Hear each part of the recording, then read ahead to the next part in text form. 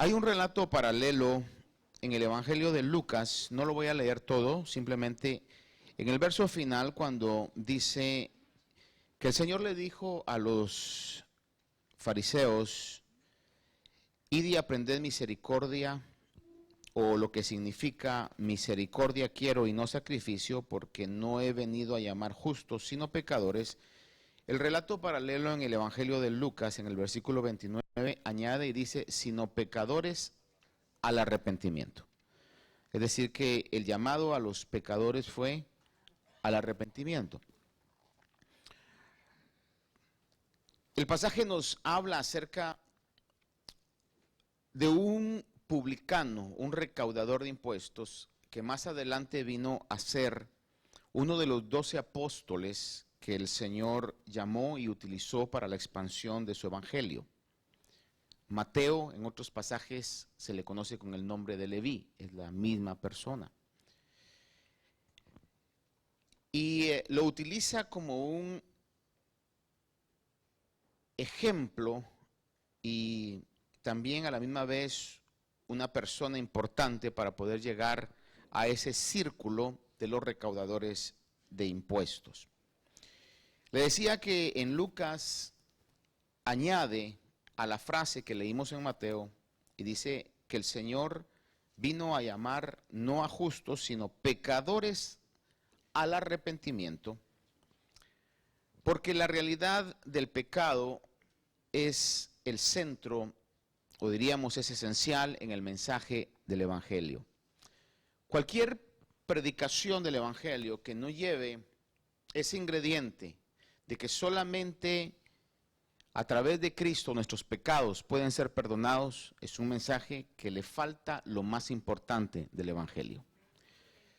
David escribía en el Salmo 51, versículo 9 al 12, un salmo que revela la oración de un corazón arrepentido. Y en el caso de David, él dice en este Salmo 51, 9, esconde tu rostro de mis pecados y borra todas mis iniquidades. Crea en mí, oh Dios, un corazón limpio y renueva un espíritu recto delante o dentro de mí. No me eches de tu presencia y no quites de mí tu santo espíritu. Restitúyeme el gozo de tu salvación y sosténme con un espíritu de poder. Y el versículo 17 habla y dice, los sacrificios de Dios son el espíritu contrito, al corazón contrito y humillado, oh Dios, no desprecias. Creo que en estas semanas, en estas semanas, en los discipulados se está hablando acerca o estudiando acerca del pecado. ¿Por qué es importante hablar del pecado? Porque es la lucha constante que todos tenemos. Teníamos, y quizás cuando estábamos fuera de Cristo no era tanta lucha porque ya nos había vencido, éramos esclavos del pecado. Sin embargo, cuando el Señor viene, pone su espíritu dentro de nosotros, nos da la habilidad de poder pelear en contra del pecado. David al escribir esto nos muestra la intención de que su corazón fuera limpio y el arrepentimiento que él sintió lo escribe y lo plasma en el Salmo 51. Y en el versículo 17 añade y dice que el corazón contrito y humillado, y una posible traducción de la palabra contrito es arrepentido. Al corazón arrepentido y humillado, Dios no desprecia. Y recuerde que arrepentimiento no es simplemente decirlo con los labios o una expresión verbal, sino que tiene que haber un cambio de actitud en lo que nosotros hacemos. Cuando yo realmente tengo un verdadero arrepentimiento, voy a tener un cambio de actitud. Quizás diría yo por lo falible, por las fallas que tenemos como humanos, esos cambios a veces no pueden ser radicales. Nosotros quisiéramos que fuera un cambio total, radical, de la noche a la mañana. Por decirle algo, yo soy mentiroso y estoy arrepentido de ser mentiroso y le digo, Señor, ayúdame y me comprometo a yo no ser mentiroso, pero en algún momento todavía se me pueden salir algunas mentiras. quisiéramos que fuera de la noche a la mañana. Dijiste que no ibas a mentir y mira, te caché mintiendo, te comiste toda la dona y dijiste que solamente la mitad. Hermanos, lo que tenemos al tener una actitud de arrepentimiento es la decisión de luchar en contra de esas cosas que todavía tenemos problema, y debe de haber un cambio, aunque no sea de la noche a la mañana, lo cual muchas veces usted sabe que es lo que el mundo le exige a los cristianos. Y le voy a decir algo, nuestra obligación principal es para con Dios. Si delante de Dios caminamos bien, le garantizo que delante de los hombres vamos a caminar bien. ¿Se recuerda usted de la parábola del hijo pródigo? Cuando él se arrepintió, su oración fue al Padre: Padre, he pecado contra ti, ¿sí o no? He pecado, le dice, contra el cielo y contra ti. Es decir, que la prioridad de su arrepentimiento y de su dolor fue: he pecado contra el cielo y he pecado contra ti también. A veces el mundo, cuando alguien llega y reconoce el señorío de Cristo, le dice: mira, pero sos cristiano y todavía hiciste tal cosa. Mira, pero sos cristiano, pero todavía. Hermano, el proceso de santificación en la vida de cada uno de nosotros, a lo menos en la mía, es esa expresión, un proceso. Dios nos está trabajando día a día. De la misma manera, a veces el arrepentimiento no podemos exigir que sea total, radical. Si es así, ¡qué bueno! Pero si no es así, luchemos y tratemos para que nuestra vida pueda ir dando frutos dignos de arrepentimiento, como Juan el Bautista le dijo a aquellos fariseos que querían ser bautizados por medio de él. David escribe entonces acá y dice: crea en mí un corazón limpio y renueva un espíritu recto, y concluye esta frase diciendo que el corazón contrito o arrepentido y humillado Dios no desprecia. Tenemos esa confianza por medio de la palabra del Señor. Ahora, volviendo al relato que leímos, dice la palabra de que el Señor llegó, o pasando, vio a un hombre llamado Mateo, y es necesario que sobre esto le pueda hablar un poquito para que esta palabra o esta parábola, bueno, esta historia, podamos entenderla y bendecirla como me ha bendecido mi vida. Fíjese que tenemos que entender quién era un recaudador de impuestos. Usted sabe que el Imperio Romano había extendido su dominio a Judea, y obviamente extendían su dominio porque les interesaba tener control sobre los recursos de las provincias que conquistaban. Entonces, usualmente ponían un impuesto o un tax sobre las provincias que conquistaban. Mucha de la manera en que el Imperio Romano trabajaba era que, en la mayoría de los casos, dejaba que el país se gobernara por sí mismo, pero que pagara tributos a Roma. En el caso de Judea, cuando estaba bajo el dominio romano, pagaban tributo a Roma. Pero lo que los romanos hacían era que creaban franquicias, o lo que se conoce en inglés como un franchise. En otras palabras, esta región, por decir algo, la franquicia de Bohemia, buscaban a alguien que fuera el encargado de recaudar los impuestos de Bohemia. ¿Quién mejor que alguien que viviera en la región?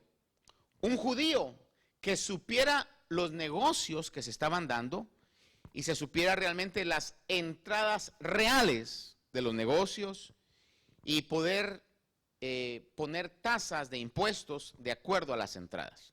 Entonces vendían franquicias o daban franquicias, y aquellos que querían trabajar, en este caso como para el IRS, ¿verdad?, compraban esa franquicia y eran los encargados de recolectar los impuestos. Me recuerdo en una oportunidad cuando estaba yo trabajando en bienes raíces, que me comentaban unos abogados ahí que que habían ciertas ventas de negocios que en el papel no hacían sentido. No le voy a decir qué clase de negocios, pero era de comida rápida y donde se venden muchos nuros. Y entonces dice que cuando tenían en alguna oportunidad que representar al que estaba vendiendo, dice que lo estaba dando a un precio sumamente alto. Y al que estaba comprando le decía, ¿estás seguro que quiere comprar este negocio? Porque mire, las ganancias son casi nada. O sea, casi pérdida. Estos salen pero cabal todos los meses, ¿verdad? Y el que estaba comprando, que era amigo del que estaba vendiendo, dice que le decía, don't worry about it, pay that money. Y le decía, but that's a lot of money, le decía, por lo que estás agarrando. Le decía, don't worry about it. Entonces, llegaba a deducir que los números del papel no eran reales. ¿Ya? Si él vendían día y noche, hermano, y lo que reportaban era poco. Pero ellos dos, de la misma cultura, sabían lo real. ¿Sí me explico? Entonces Roma no podía basarse en los papeles. Decía, ¿quién aquí conocerá la realidad de las entradas? Entonces daba una franquicia que le iba a generar a esa persona mucho dinero, un porcentaje que le iba a pagar. No sé el porcentaje de eso. Y entonces era una buena, diría yo, oportunidad de poder hacerse rico. Entonces se peleaban por esas franquicias o pagaban por esas franquicias. Y en el caso de Mateo había conseguido una franquicia y era un recaudador de impuestos. Encontramos en la Biblia otros nombres, como por ejemplo Zaqueo. Zaqueo, si Mateo estaba aquí, Zaqueo estaba aquí, porque Zaqueo era jefe de los recaudadores de impuestos. Pero volviendo a Mateo, fíjese que había adquirido esa franquicia, para que comprendamos en el modernismo que vivimos. Hay compañías de franquicias, por ejemplo, quizás la más famosa viene siendo el famoso 7-Eleven, que tienen una base, pero todos representan a la base. O por ejemplo, compañías de real estate, Century 21, Remax, o una de las más famosas alrededor del mundo es McDonald's, ¿verdad? Que son franquicias. Por eso usted, si va a un McDonald's aquí, va uno en su país o va a Sudamérica, Europa, va a ser técnicamente casi lo mismo. Entonces, así era lo que era la franquicia de recaudación de impuestos. Y era algo que ellos habían adquirido, pero los judíos se sentían traicionados por alguien que los estaba vendiendo y les estaba vendiendo su prosperidad a Roma. Por eso los recaudadores de impuestos eran odiados, al grado que vamos a ver en la palabra de Dios, que eran tenidos en el mismo nivel de los pecadores. De los gentiles eran judíos, pero eran considerados al mismo nivel. Los fariseos, hermano, el que alguien hablara con un recaudador de impuestos, o aún más se sentara a comer con un recaudador de impuestos, o aún peor, entrar a la casa de un recaudador de impuestos, era algo realmente condenado y que casi como te estás contaminando con ese, no pecador. Como decía una tía, me recuerdo que le decía a un hijo nada más, porque era necio, y le decía, no encontrando palabra, le decía, es que usted es neciesísimo, le decía. Hermano, en el caso de los pecadores, pareciera ser como que el término se quedara abajo, ¿verdad? Y era pecadoricísimo, pues, en este caso, o se está contaminando al máximo, ¿no? Y el Señor, usted sabe que entró en la casa de Zaqueo, que dijo, es necesario que entre en tu casa. Por esa razón, porque se sentían traicionados.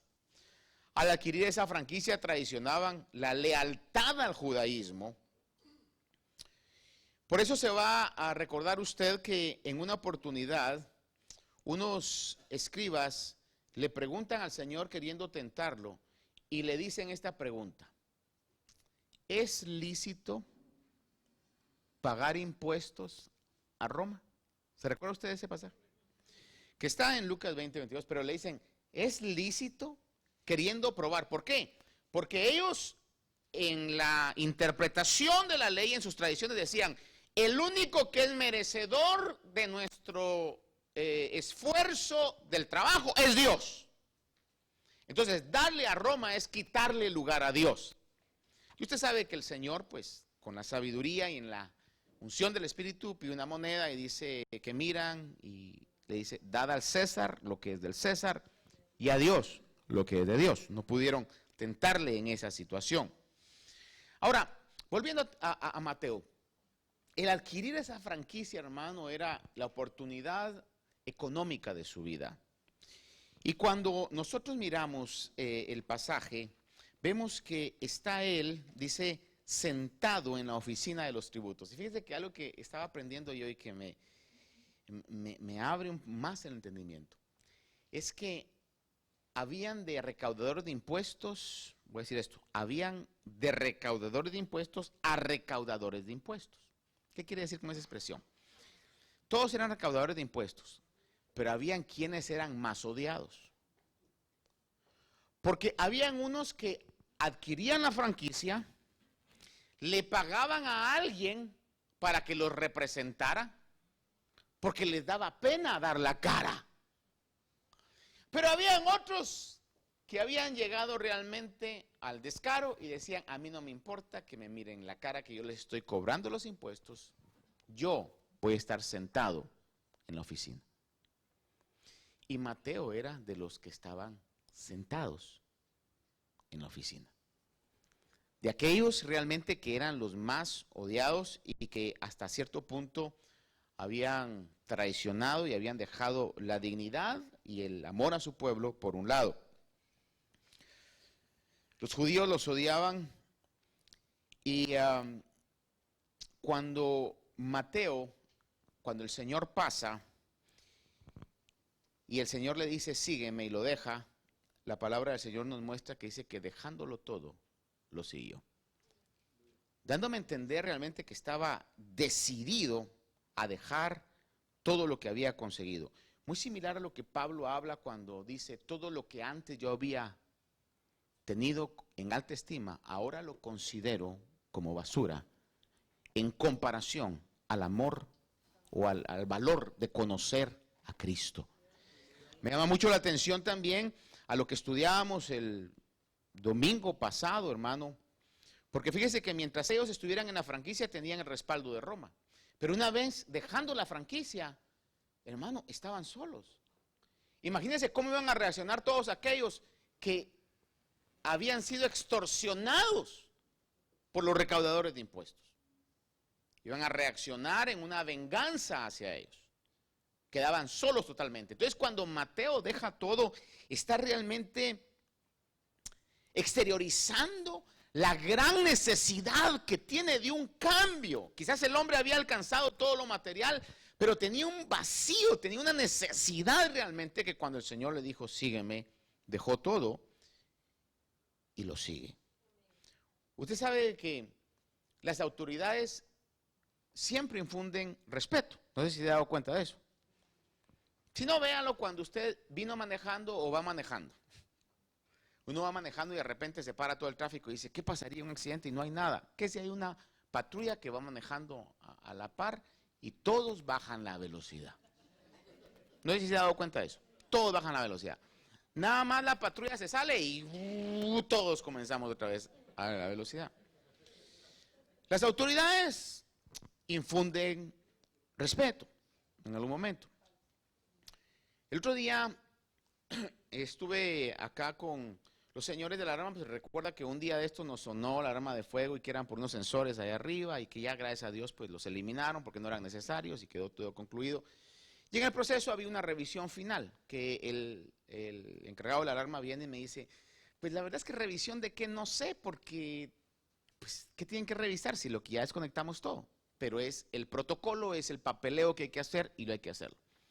Y cuando vino el Fire Marshal, que no era el que había venido la otra vez, sino que otra vez vino un tipo aparte de que, pues yo soy chaparro, ¿verdad? No tengo la altura que usted tiene, pero el tipo era 6,5, creo yo, 350 libras. Era un señor respetable físicamente. Pero no tanto respetable físicamente, sino que era el Fire Marshal. Me recuerdo que yo le abrí la puerta y ni me miró, hermano. Porque muchas veces cuando estoy aquí, no estoy de traje y todo, anda a decir es el conserje. Pero entonces en ese caso, hermano, pues, pero quise el Fire Marshal, entró y comenzó a hablar con el encargado, etcétera. Y el punto es que yo detrás de la escena nada más, ¿verdad? Lo que quiero es que ya solucionen eso, que él firme que todo está solucionado y es todo, ¿no? Pero en esa plática que tenían, o antes de esa plática, me estaba comentando el señor de la alarma y me decía, me estaba instruyendo y me dice, los smoke detectors, por eso aquí no podemos usar máquinas de humo. Alfredo, no podemos usar las máquinas de humo, porque si se usan, comienzan a sonar en algún momento, ¿verdad? Y me comentaba algo, y me decía, en una oportunidad me decía, no el Fire Marshal, sino que el señor del alarma, dice que estaba trabajando por Far Rockaway en un establecimiento de entretenimiento, me da risa cómo le llaman, Adult Entertainment. Me decía él, parece que eran señores que estaban involucrados en la mafia, hasta en el hablado se les notaba, me dijo. Y él llegó, estoy hablando de creo que es italiano, un tipo también alto, o sea, no, que yo diría pues porque lo vieron hispano y racista, no, pues el tipo es, ¿ya? Físicamente se parece. Pero el dueño de ese establecimiento dice que había gastado cientos de miles de dólares en un equipo de luces y de humo. Y entonces él estaba trabajando en el paneling y de repente comenzó a sonar la alarma. Y comenzó a revisar todo y no se dio cuenta hasta que llegó a un lugar y se dio cuenta que estaban utilizando. Entonces, humo. Entonces él le dice, ¿sabes qué? You can't do that. Y el dueño del establecimiento le dice, what do you mean I can't do that? ¿Qué quiere decir con que yo no puedo usar eso? ¿Va? ¿Sabes cuánto yo he gastado por eso? Le dice, y con expresiones malas le dice, do your job y déjame a mí hacer lo que tengo que hacer. Tú haz lo que tienes que hacer, le dice, ¿verdad? Entonces, como él sabía que estaban en cuestiones así, pues se siguió haciendo su trabajo. El punto es que una vez eso suena, llega el Fire Marshal, el jefe de los bomberos. Entonces él siguió haciendo su trabajo, pero llegó el Fire Marshal. Y cuando llegó el Fire Marshal, le dijo inmediatamente, le dijo, ¿cuál es la causa? Le dijo, es un equipo de humo. Y el otro le dijo, yo he pagado mucho dinero por esto. Y el Fire Marshal le dijo, lo quitas inmediatamente. Si no lo quitas, te clausuro todos los permisos. Y me decía, su demeanor, su semblante cambió. Y le dice, no problem, I'll do that for you. No te preocupes, o sea que el de la mafia se olvidó. Hermano, porque cuando se tiene el respaldo de la autoridad, es distinto. Pero cuando Mateo deja todo, ya no iba a tener el respaldo de Roma. No sé si me estoy explicando con esto. Iba a quedar totalmente vulnerable, hermano. Ya no iba a tener realmente ese respaldo. Días atrás, en un viaje que estábamos con mi esposa, conocimos a una persona que, según dijo, es trabajadora social. Usted sabe de que lamentablemente, a veces aún en esos círculos, no voy a decir todo el tiempo, pero aún en esos círculos, en relación a los niños y a los padres, estas personas, los trabajadores sociales, pueden tener la autoridad de dar un reporte y decir este niño está siendo abusado o está en un ambiente riesgoso y le pueden quitar los niños al padre.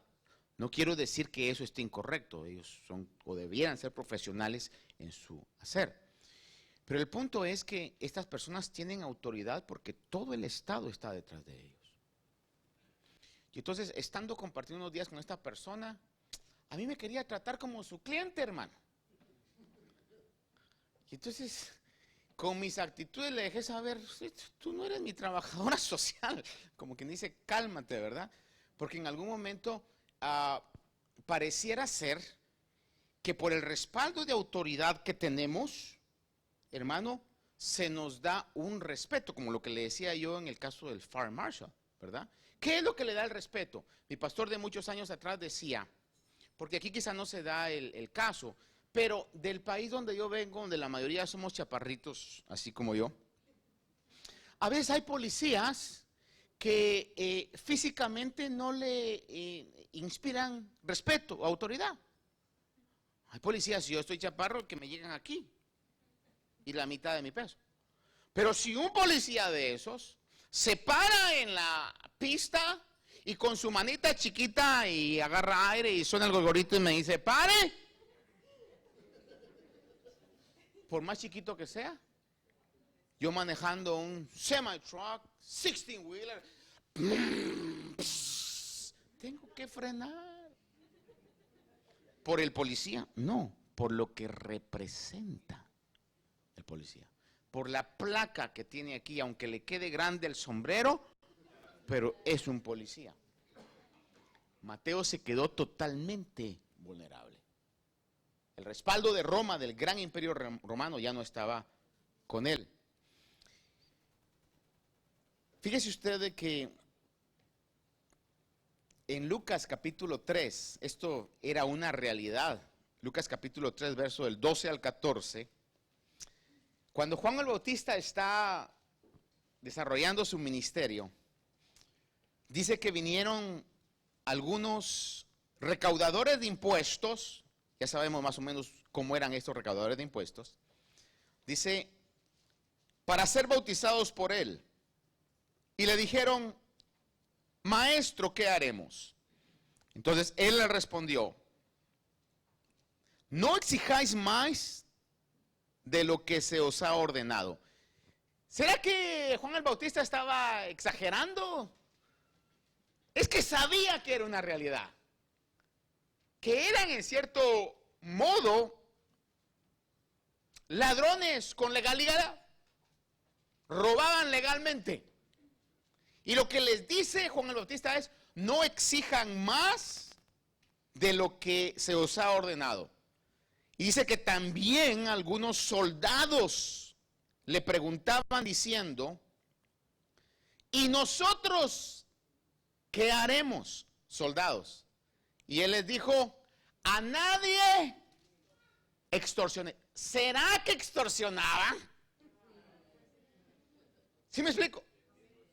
Entonces, él les dice, porque habían llegado, y recuérdense que el mensaje de Juan el Bautista era un mensaje que llamaba al bautismo de arrepentimiento. Entonces, esta gente llegaba diciendo, we need to change, I want to change. Y al recaudador de impuestos le dice, dejen de estar robando. Y al soldado le dicen, dejen de estar extorsionando. Porque representaban una autoridad. Aparte dice, a nadie acuséis falsamente y contentaos con vuestro salario. Los recaudadores de impuestos, según los historiadores, creaban impuestos para aumentar ganancias. Por ejemplo, llegaba alguien con su cosecha y decía, mira, la tarifa aquí dice que son tantos denarios, pero para un carro normal. Pero el tuyo está más pesado de la cuenta. Es decir, la tarifa no decía, pero ellos venían y decían, tengo que cobrarte más. Entonces, tenían, hermano, esa costumbre, creaban impuestos para aumentar ganancias, entre otras cosas. Y como le decía yo, habían varias categorías.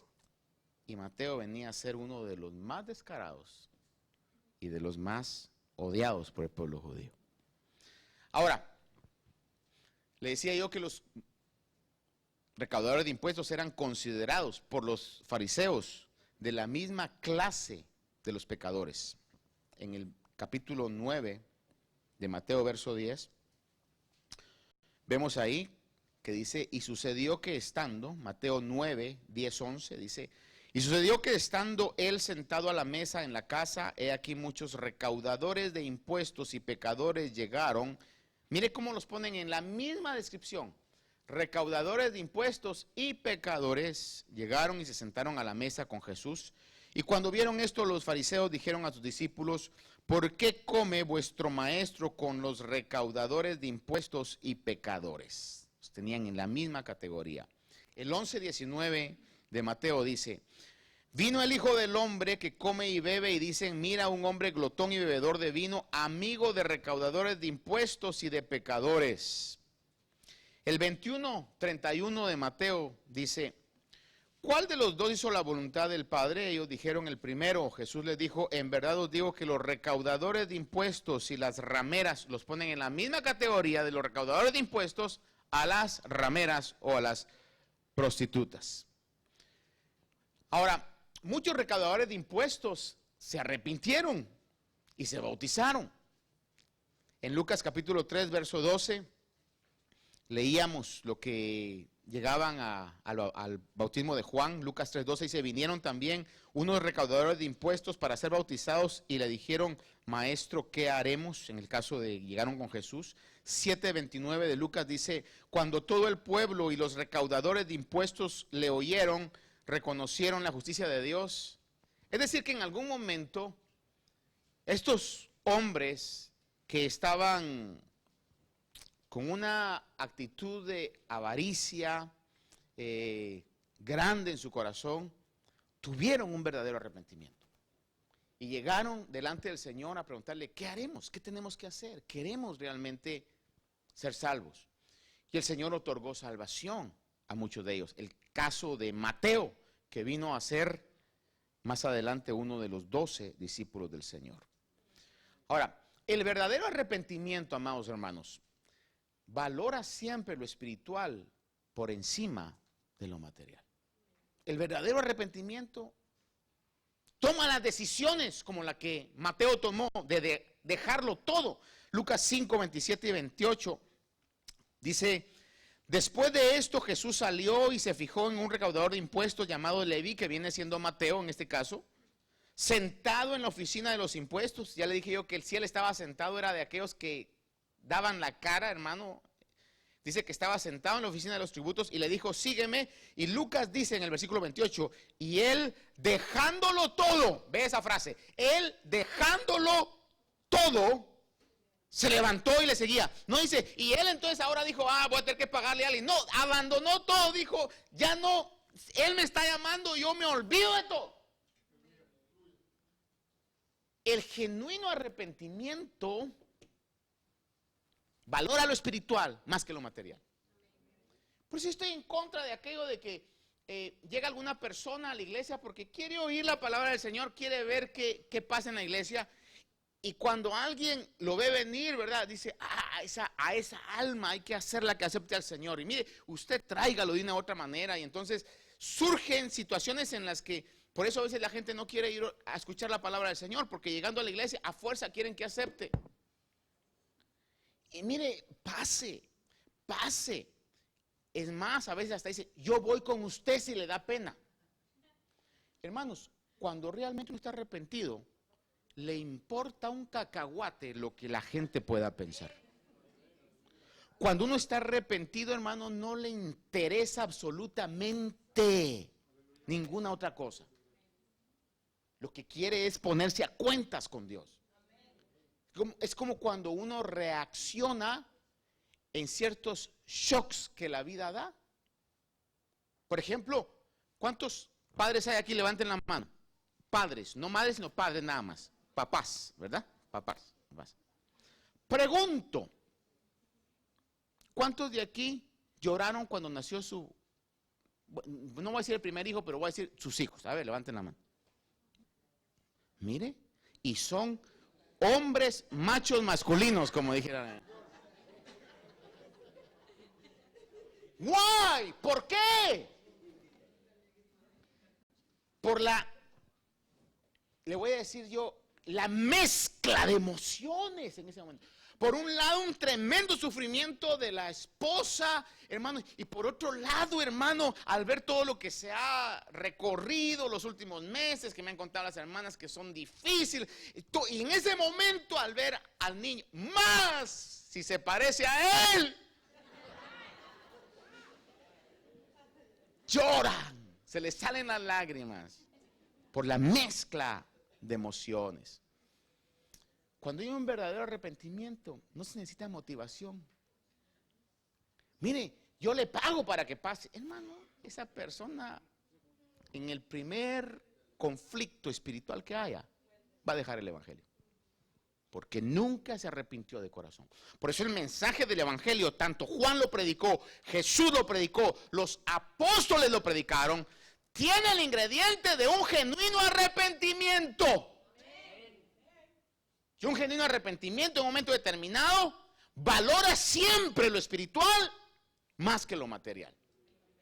Dice la Biblia, dejándolo todo en ese momento, se levanta y lo sigue. Lucas 25, 27 y 28, el capítulo 5 nos dice eso. ¿Se recuerda usted como el caso de cuando Elías llamó a Eliseo? Creo que lo hablábamos la semana pasada.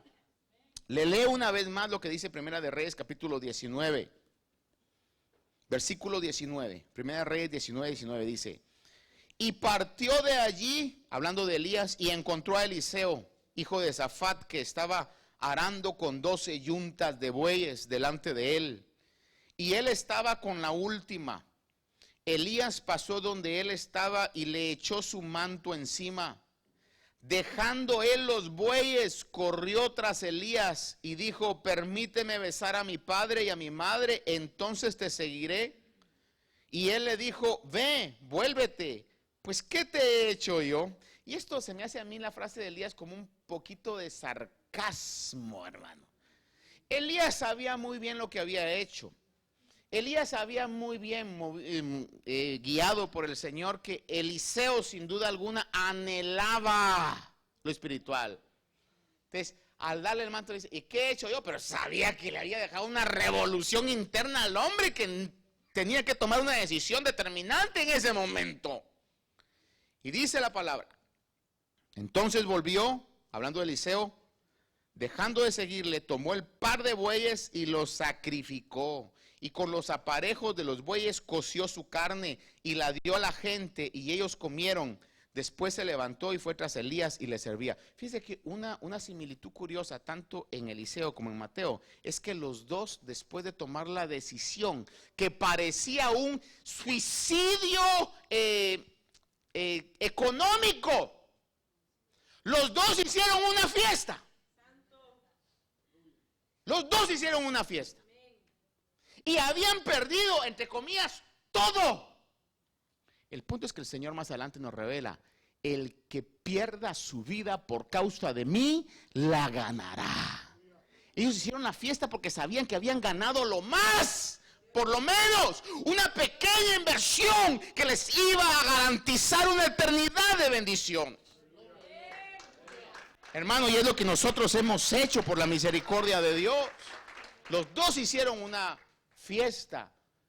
Para unos quizá le dijeron: qué locura la que estás haciendo, pero ellos sabían realmente el llamado que tenían.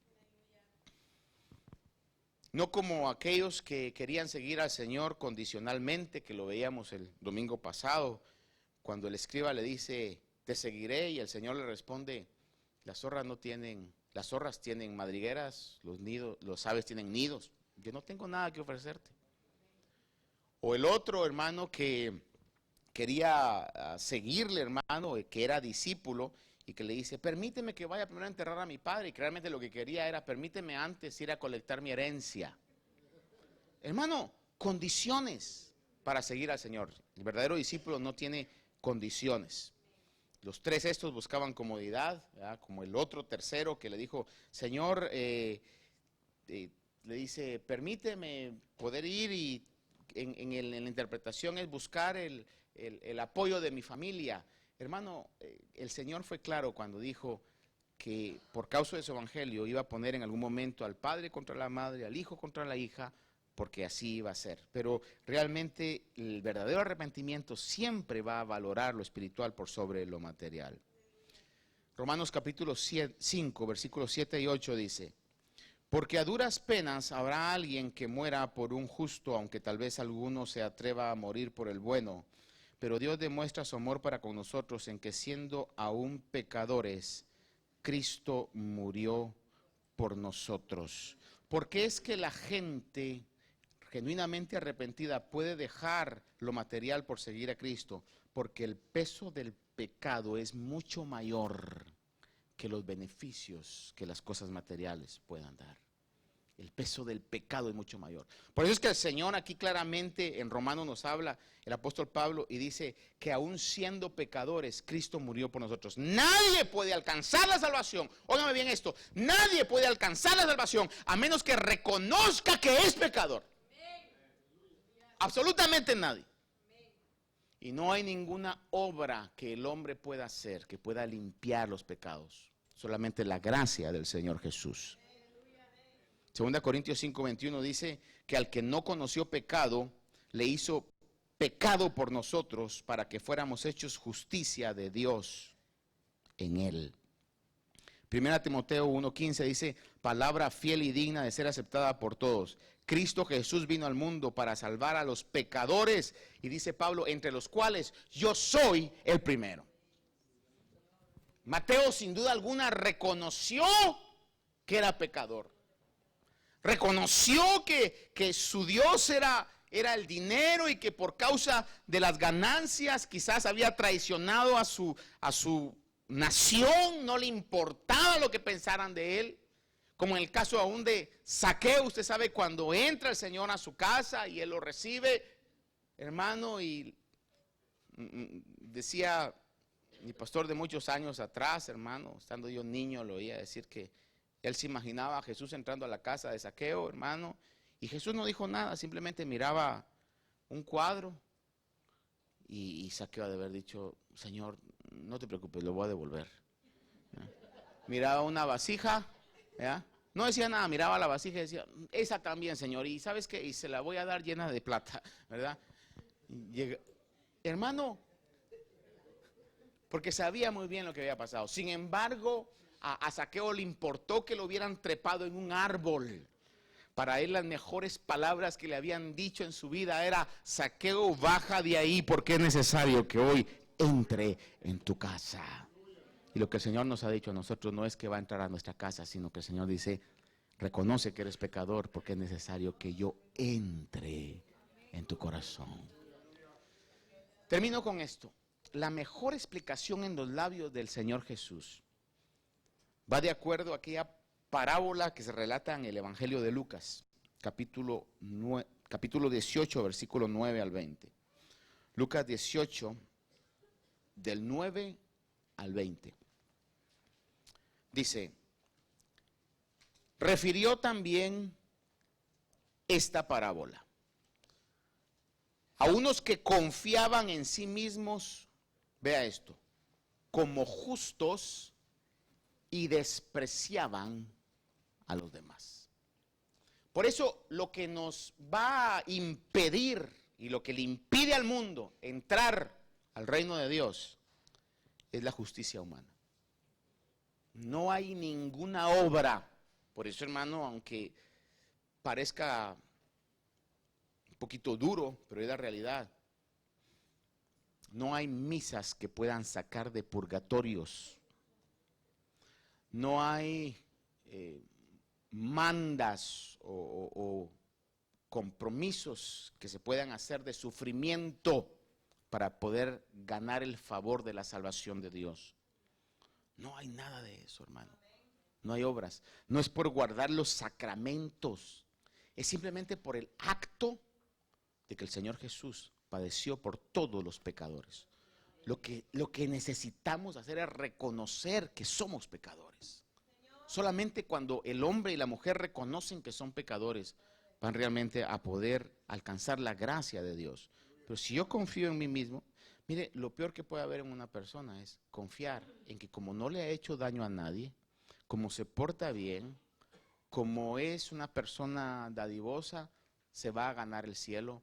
La Biblia dice que no es por obras para que nadie se gloríe. Es por la gracia de Dios. Creo que todos los que estamos aquí, espero que todos los que estamos aquí, cuando vamos a llegar al cielo, vamos a decir, fue por su gracia. Como dice el canto, y su perdón, que podemos ser llamados instrumentos del Señor. Es su gracia, es la gracia de Dios. Nada que nosotros pudiéramos hacer. Y dice la parábola que estoy leyendo, dice, refirió también esta parábola a unos que confiaban en sí mismos como justos y despreciaban a los demás. La parábola estaba dirigida a esa audiencia. Y la parábola es esta. Dos hombres subieron al templo a orar. Parece muy piadoso, ¿verdad? Dos hombres fueron al templo a orar. Uno era fariseo y el otro que era de los que eran odiados, de los que, hermano, decían, este es vendepatria, este es un tipo que no, como decían allá para hacer sentir mal a una persona, decía, ese no tiene ni padre, ni madre, ni perro que le ladre, ¿verdad? Es un tipo despreciable, hermano.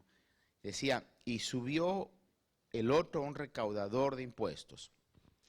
El fariseo puesto en pie, oraba, y mire esta frase, importante, oraba para sí. Decía alguien, qué bueno que oraba para sí, porque Dios no lo estaba escuchando, a lo menos él se estaba escuchando. Dice que oraba para sí, de esta manera. Dios, mire cómo es la religiosidad, y por eso tenemos que huir de toda religiosidad, hermano. La parábola nos dice que él oraba para sí, pero estaba diciendo Dios, pero realmente él estaba orando para sí mismo. ¿Para quién cantamos?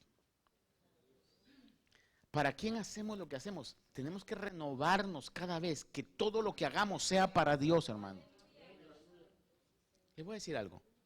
Usted no le sirve ni al coordinador, usted no le sirve ni al pastor, usted le sirve a Dios, ni siquiera a la iglesia como iglesia, usted le sirve a Dios. Cuando yo hago algo supuestamente para Dios, pero lo hago sin el interés, hermano, a quien le estoy quedando mal es a Dios. Que nunca se nos olvide eso, que lo que hacemos sea para Dios. Amén. Y dice que oraba en lo más religioso que la oración, creo que algo más religioso que la oración no puede haber, dice que oraba para sí mismo puesto en pie y decía, Dios, te doy gracias porque no soy como los demás hombres. Una cosa que tenemos que entender en esta vida es que todos los hombres tenemos la misma sangre que nos corre, ¿verdad? Algo que yo he entendido mientras más viejo me pongo es que todos tenemos ventajas, todos tenemos habilidades, cualidades y todos tenemos errores, hermano. Algo que me he dado cuenta es que no hay nacionalidad mejor que otra. En todo lugar hay gente buena, en todo lugar hay gente mafiosa, en todo lugar hay gente que habla la verdad, en todo lugar hay gente que habla la mentira. Hermano, es una realidad. Y dice aquí que él se consideraba que era diferente a todos, no soy como todos los hombres. Y que comienza a decir estafadores, injustos, adúlteros, ni aún como este recaudador de impuestos. Ayuno 2 veces por semana, doy el diezmo de todo lo que gano. Pero el recaudador de los impuestos, de pie y a cierta distancia, no quería ni siquiera alzar los ojos al cielo, sino que se golpeaba el pecho diciendo, Dios, mire su oración, sencilla, ten piedad de mí. ¿Qué? Pecador. Señor, ten piedad de mí, pecador. Os digo que este descendió, y mire aquí vemos la gracia actuando. La gracia puede limpiar los pecados por rojos y por negros que sean instantáneamente. Dice la palabra de Dios, este descendió a su casa justificado. No tuvo que hacer oraciones largas, no tuvo que golpearse el pecho, no tuvo que hacer nada más, sino simplemente reconocer que era pecador. ¿Sabiste que el pecado todavía nos alcanza? ¿Cuántos de aquí realmente se arrepintieron cuando reconocieron a Jesús como su Salvador? Y sabe que todavía en el transcurso de su vida, por eso le decía que el arrepentimiento es una actitud de corazón para un cambio progresivo. ¿Y cuántos de aquí que nos arrepentimos de corazón todavía seguimos peleando en contra del pecado? Por eso tenemos que seguir en ese constante arrepentimiento.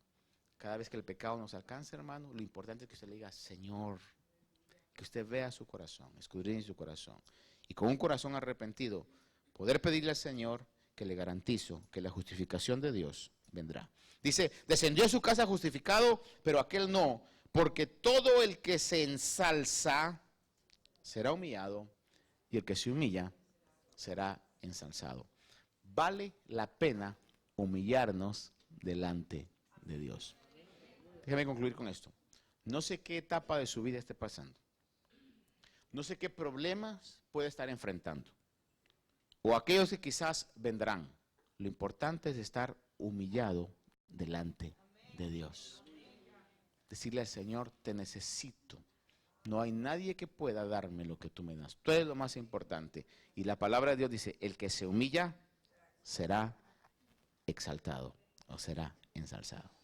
Amén. Por favor, póngase de pie conmigo. Hagamos una oración al Señor.